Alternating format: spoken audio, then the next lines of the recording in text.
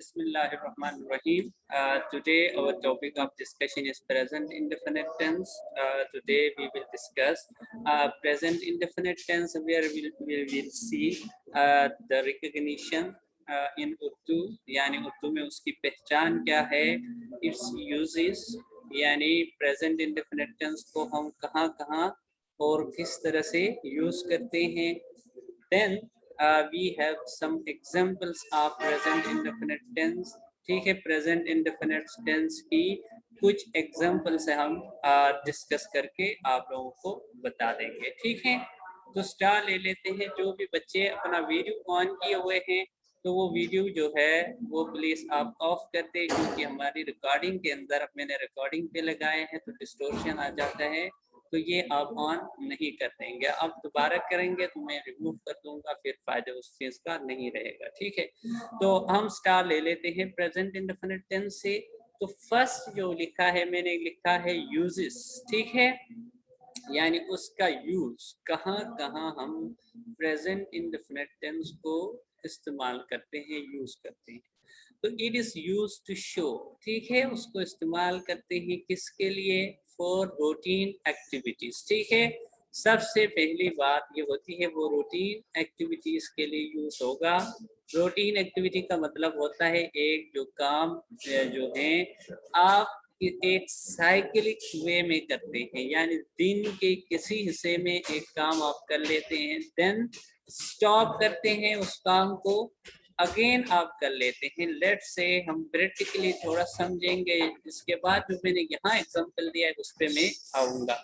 Practically देखें, आप school सुबह आते हैं 8 बजे, आप 12 बजे स्कूल से वापस चले जाते हैं, फिर दरमियान में स्टॉप है, ब्रेक आ जाता है, फिर नेक्स्ट डे फिर आप आ जाते हैं. ठीक है, 8 बजे, यानी एक साइकिल में आप काम कर रहे हैं. ये आपका रूटीन है. या आप मॉर्निंग में इवनिंग में वॉक के लिए पार्क चले जाते हैं. ठीक है, वहां आप वॉक करके वापस आ रहे होते हैं कुछ 1 घंटा 1.5 घंटे बाद, अगले रोज आप फिर जा रहे होते हैं.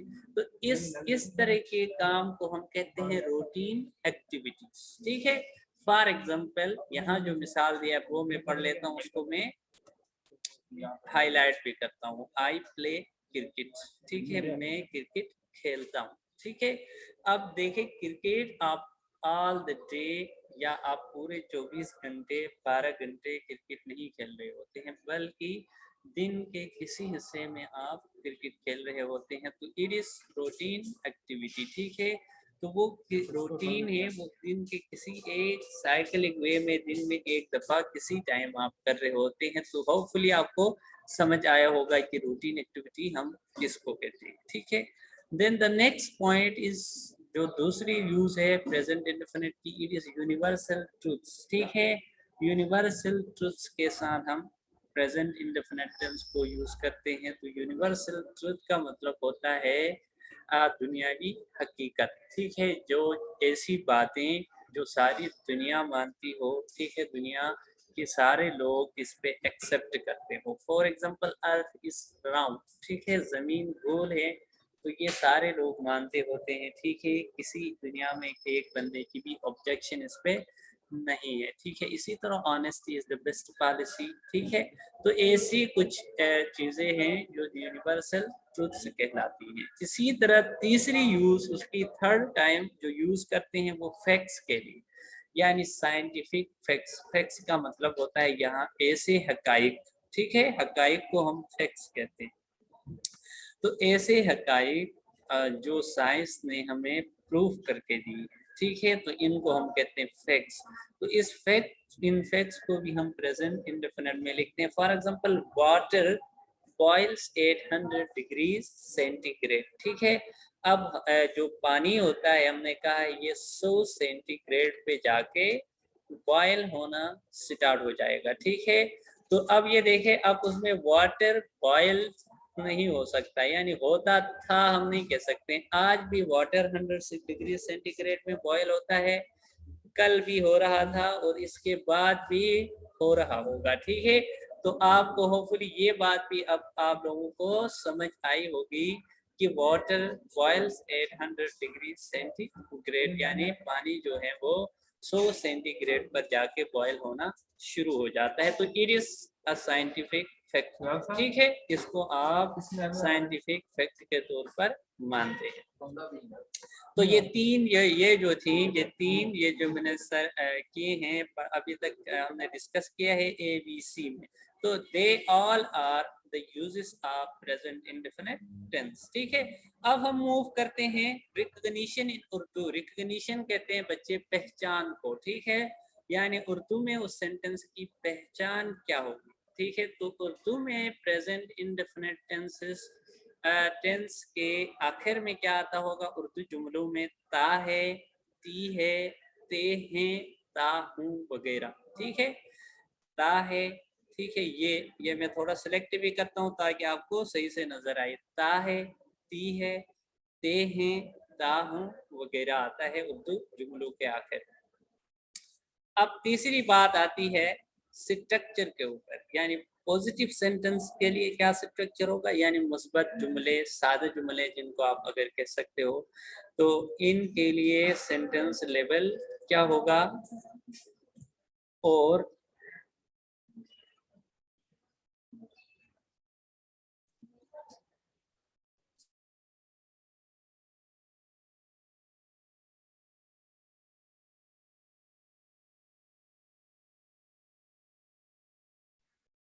जी तो बच्चे अब तीसरी बात जो है वो स्ट्रक्चर पे हम कर रहे हैं, ठीक है। स्ट्रक्चर है पॉजिटिव सेंटेंसेस का, ठीक है।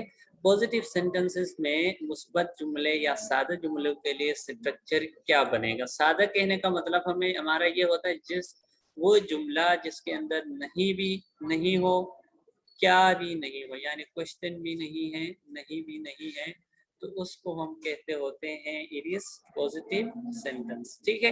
तो स्ट्रक्चर क्या होगा, उसका स्ट्रक्चर होगा सब्जेक्ट पहले आएगा plus first form of verb आएगी प्लस एस आएगा, एस आएगा, एस या एस का इजाफा कर देंगे, यानी फर्स्ट फॉर्म ऑफ वर्ब के साथ। फॉर एग्जांपल वॉच है WATCH, तो AES का इजाफा करके वॉचेस, ठीक है।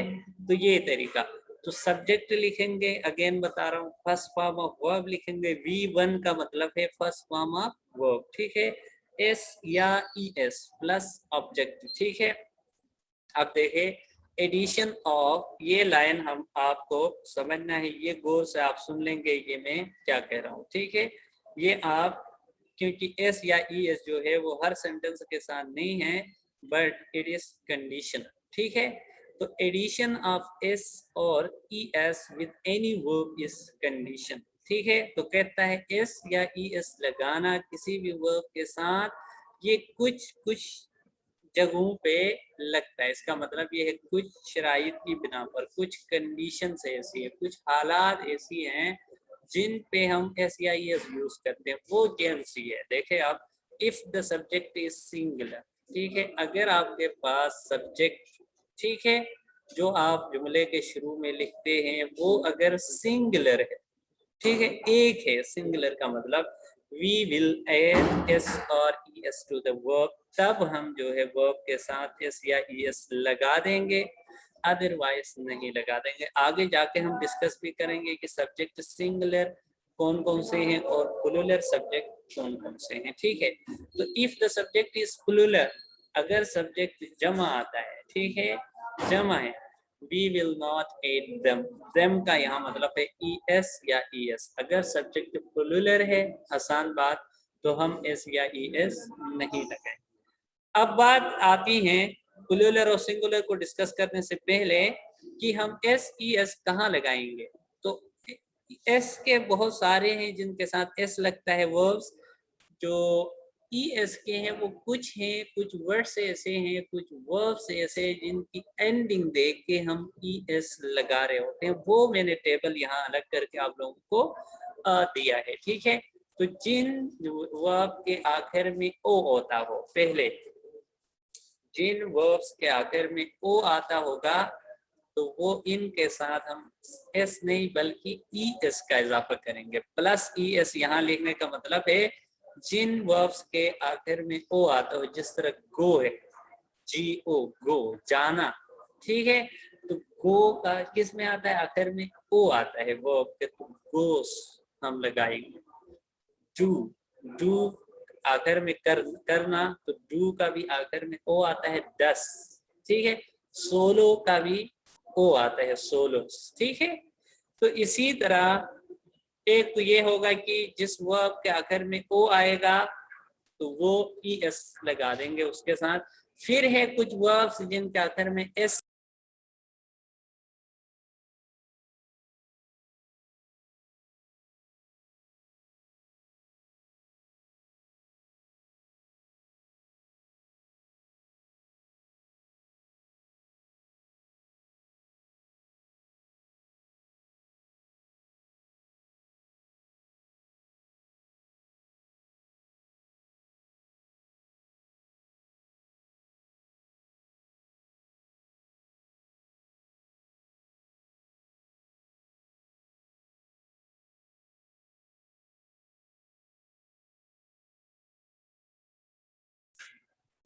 जी बच्चे ये आवाज थोड़ी सी डिस्टॉर्शन आ गई थी, तो मैंने बंद रखा हुआ था। अब हमें अगेन जो है वो स्टार ले लेते हैं, ठीक है।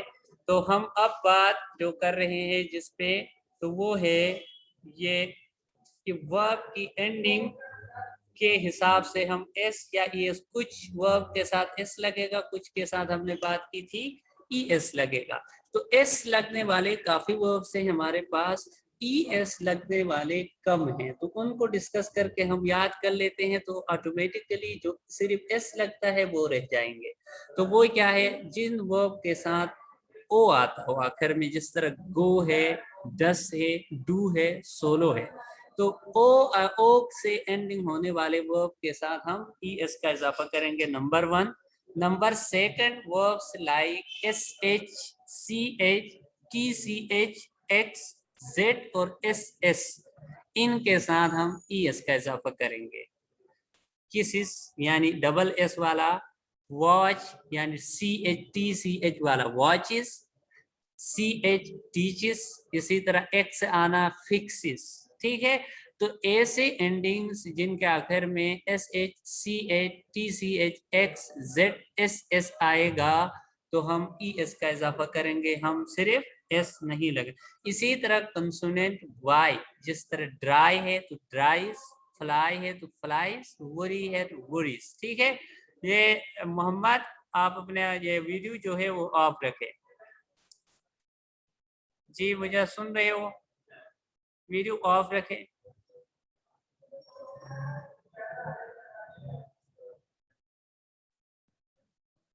जी अब देखें, अब सिंगुलर प्लूरल ये जो है, मैं ऊपर आप लोगों से एक बात की थी उसको जरा इधर क्लेरिफाई करते हैं। मैंने कहा था अगर सब्जेक्ट प्लूरल होगा तो एस या ई एस नहीं लगेगा, और हमने कहा था अगर सब्जेक्ट सिंगुलर होगा तो एस या ई एस लगेगा, ठीक है। तो वो बात जरा हम इधर क्लेरिफाई करते हैं। तो ही शी इट यानी he she it and any singular noun singular subject कहलाता है। यहाँ मैंने बकायदा उसको लिख लिया, ये देखें, ही शी इट और any singular noun, he she it लगाए, या आप कोई भी एक वाहिद नेम नाम है, जैसा मतलब फॉर एग्जांपल अहमद एक नाम है, कुर्सी एक नाम है, कुर्सियां नहीं है, दरवाजे के बजाय दरवाजा एक नाम है, तो एक कोई एक नाम किसी चीज का, ठीक है। या ही शी इट जब जुमले के शुरू में आते हैं उनको हम कहते हैं सिंगुलर सब्जेक्ट्स, ठीक है। और अगर आई वी यू दे या एनी प्लूरल नाउन, ठीक है, आई वी यू दे आता है, या कोई प्लूरल नाम अहमद एंड अली आ जाता है फॉर एग्जांपल, ठीक है, अहमद एंड अली आ जाता है, तो उस सूरत में भी हम क्या कर रहे हैं कि हम प्लूरल सब्जेक्ट गर्दान उसको, फॉर एग्जांपल कि I we you they and plural noun plural subject बनता है, ठीक है। आई वी यू दे की बात तो समझ आएगी। प्लूरल सब्जेक्ट का मतलब होता है अब सिर्फ एक अली नहीं, जिस तरह हमने सिंगुलर सब्जेक्ट में मिसाल अली एंड अहमद दो, तो प्लूरल नाउन प्लूरल सब्जेक्ट कहलाएगा, ठीक है। अब जुमले भी बना के और वजाहत कर दी है, ये जो मैं सिलेक्शन कर रहा हूँ यहाँ से आपको बात की और समझ आ जाएगी। तो ही हेल्प्स पुअर पीपल। ही क्या था, सिंगुलर सब्जेक्ट था, जिसकी वजह से हमने उसके साथ हेल्प्स लगाए, HELP, हेल्प नहीं लगाए बल्कि हेल्प्स। क्यों लगा इसका इजाफा, इसलिए हुआ क्योंकि हमारा सब्जेक्ट जो है वो सिंगुलर है, वो क्या है, ही है। तो ही हेल्प्स पुअर पीपल, वो गरीब लोगों की मदद करता है। इसी तरह नेक्स्ट है दे हेल्प पुअर पीपल। तो दे जब आया था तो हमने हेल्प लिखा है, एस का इजाफा नहीं किया। वजह क्या है, यहाँ प्लुरल सब्जेक्ट है, ठीक है, दे है। तो दे हेल्प पुअर पीपल, वो गरीब लोगों की मदद करते हैं। इसी तरह सिंगुलर नाउन देखो, अहमद राइट्स अ नॉवल, ठीक है, अहमद एक नावल लिखता है, ठीक है।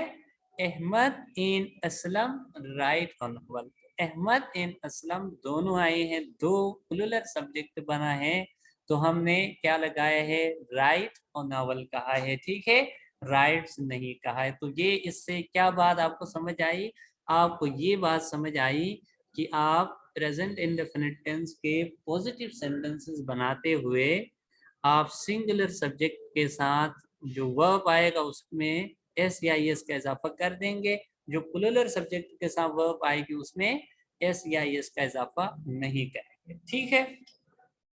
अब हम मूव करते हैं टुवर्ड्स नेगेटिव सेंटेंस, यानी मनफी जुमले, ठीक है, जिनमें नहीं आता हो। तो मनफी जुमले बनाने के लिए उसका जो है स्ट्रक्चर कैसा बनेगा, ठीक है, मनफी जुमलों के लिए। तो सब्जेक्ट आएगा शुरू में, इधर भी डू या डस का इजाफा होगा, अब इधर प्लस नॉट आएगा, plus first form of verb आएगी, प्लस ऑब्जेक्ट। और एक बात याद रखें कि पॉजिटिव बनाते हुए हम एस या एस लगा रहे होते हैं, अब नेगेटिव बनाते हुए हम एस या एस नहीं लगाते हैं, ठीक है। नेगेटिव जुमला चाहे वो सिंगुलर सब्जेक्ट हो चाहे वो प्लुरल सब्जेक्ट हो, हम वर्ब की फर्स्ट फॉर्म ही यूज करेंगे। वजह ये है हमने डू के साथ ऑलरेडी डस लगाया होता है। तो नीचे वजाहत से मैंने लिखा है कि डू कहाँ लगता है और डस कहाँ लगता है, ये देखे, ये जो सिलेक्ट मैंने किया है, प्लुरल सब्जेक्ट के साथ डू आएगा, सिंगुलर सब्जेक्ट के साथ डस आएगा। तो प्लुरल सब्जेक्ट कौन सा है, सिंगुलर कौन सा है, आपको पहले से अंदाजा है, हमने पॉजिटिव में बड़े एक्सप्लेन से उस बात को डिस्कस किया था कि प्लुरल सब्जेक्ट को उसको कहते हैं, यानी वी यू दे, और हमने कहा था वी यू दे या एनी प्लुरल नाउन को हम सिंगुलर सब्जेक्ट कहते हैं। तो इसीलिए मैंने डायरेक्ट यहाँ लिखा है क्योंकि आपको पहले से इस चीज का अंदाजा है, ठीक है। तो रईस साहब प्लीज मेरा चार्जर लाए रूम में। अच्छा, तो नॉट, ये इस रूम में sir, he does not obey traffic laws, ठीक है। तो अब डस नॉट यानी सिंगुलर सब्जेक्ट है, हमने क्या लगाए हैं, हमने डस लगाया है, ठीक है, सिंगुलर के साथ डस आएगा, हमने कहा तो he does not obey traffic laws, ठीक है, वो ट्रैफिक के कवानीन नहीं मानता है, ठीक है। तो वो ट्रैफिक के कानून नहीं मानता है, डस नॉट वो एक शख्स है, ठीक है। और दूसरा अब देखें,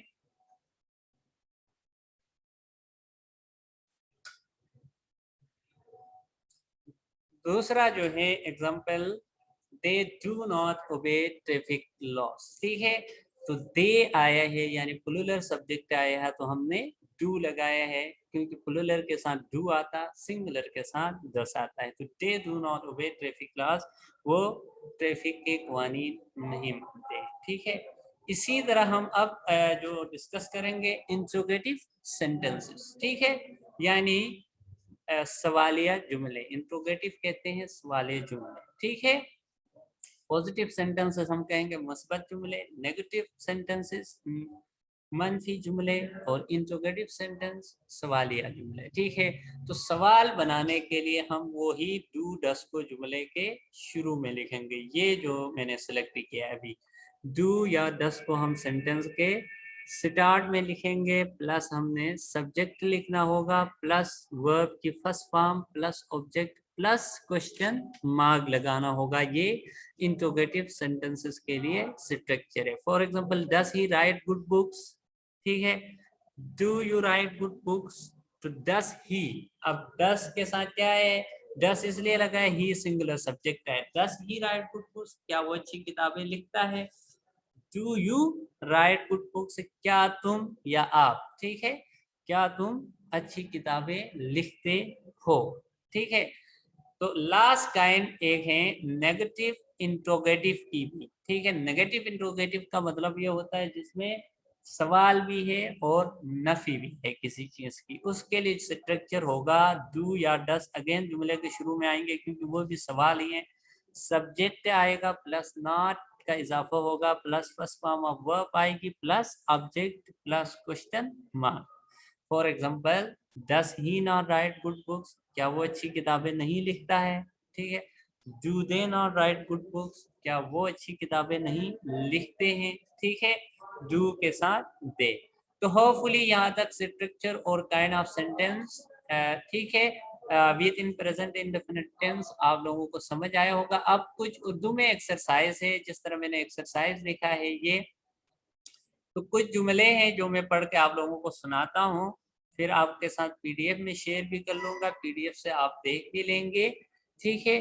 तो वो आप लोग इसको जो है लिख भी लेंगे, अपनी कॉपीज पे लिख के नोट रखेंगे, ठीक है। तुम्हें डायरी आकर मैं खैर बता दूंगा। अब देखते हैं, वो हर रोज शेर को जाता है, ठीक है, तो he goes for a walk daily, ठीक है। गो, क्योंकि ओ से एंड होने वाला वर्ड हमने पहले पढ़ा है कि ई एस का इजाफा होता है इसमें, तो he goes for a walk daily, ठीक है, वो हर रोज शेर को जाता है। हम हर रोज अखबार पढ़ते हैं, वी रीड न्यूज़पेपर डेली, ठीक है। असलम ईद पर नई जूते खरीदता है, असलम बाइस, ठीक है, क्योंकि असलम एक सिंगुलर है तो इसके बाय खरीदना, एस का इजाफा किया फर्स्ट फॉर्म ऑफ वर्ब के साथ, न्यू शूज ऑन ईद, ठीक है।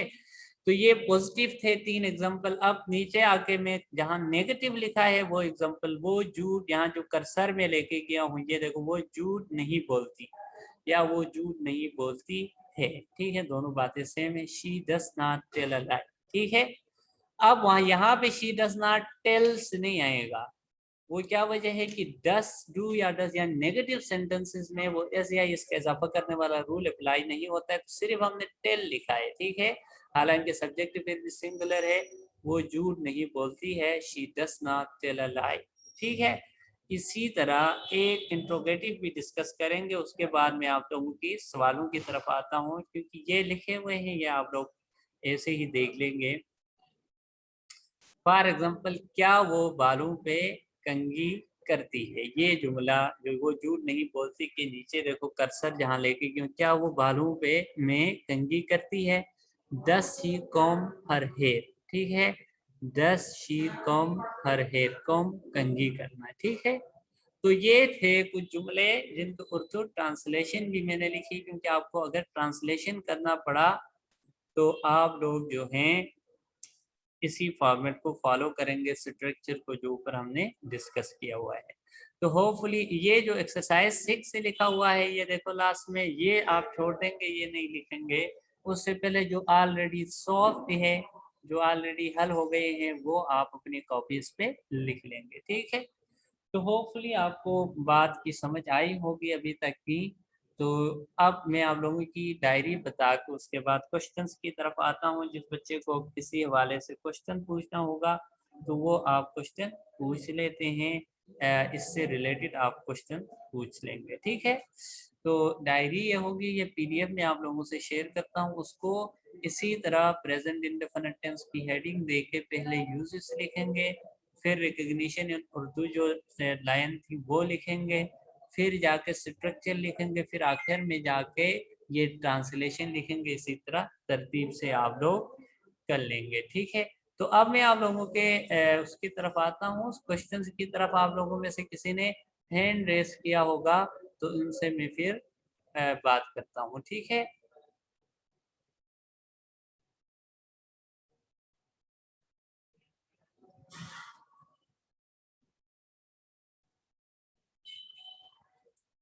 जी, हमजा अली, मैंने आपको ऑन कर दिया, आप बात कर सकते हैं। हमजा अली।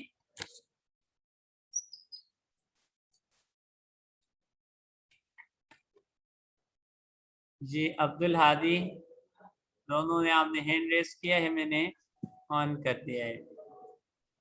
जी अब्दुल हादी और हमजा अली बात करें।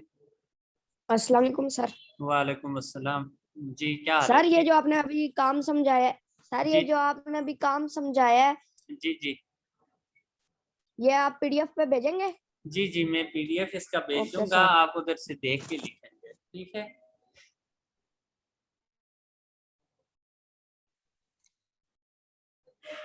जी और कोई बच्चा, किसी को कोई क्वेश्चन हो तो आप जल्दी से हैंड रेस करें। जी हमजा अली, मैंने ऑन कर दिया, आप बात कर सकते हैं।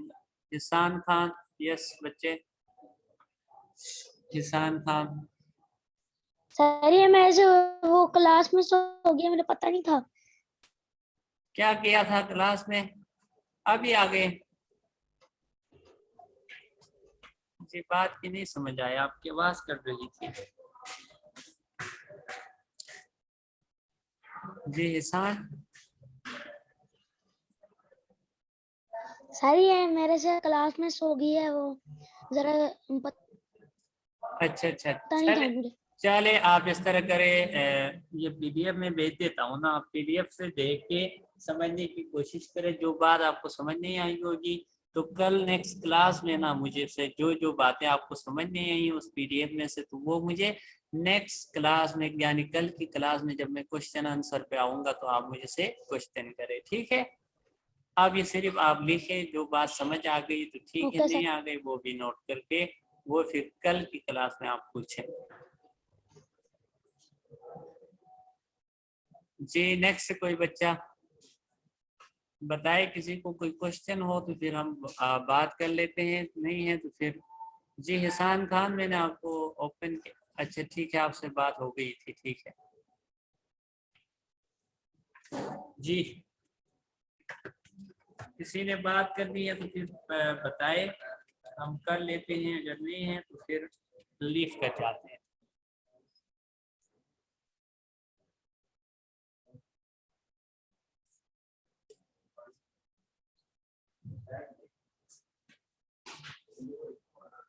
जी सबको ऑन किया है, अब बता दें, सब सुन रहे हैं, सबको क्लियर है?